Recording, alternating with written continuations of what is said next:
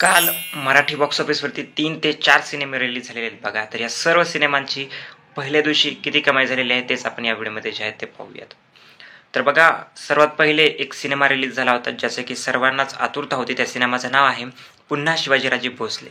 आणि मी जेवढं प्रेडिक्शन केलं होतं की हा सिनेमा पहिल्या दिवशी 40 ते 50 लाख रुपये कमवू शकतो, त्याच्या आसपासही हा सिनेमा गेला नाही. म्हणजे कुठंतरी आपण मागं पडलो, आपल्या लोकांनी सिनेमा बघितला नाही बघा.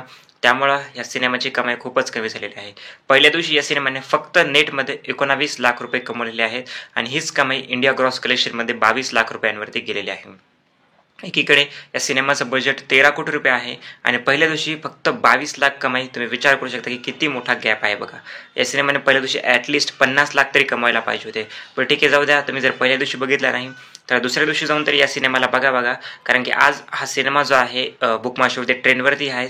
मागील 24 तासामध्ये 6,000 पेक्षा जास्त तिकीट जे आहे त्या सिनेमाचे बुक झालेले आहेत.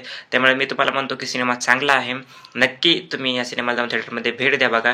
तुम्ही मला येऊन थँक्यू म्हणाल की खरंच विनायक तू चांगला सिनेमा जे आहे ते सजेस्ट केला होता.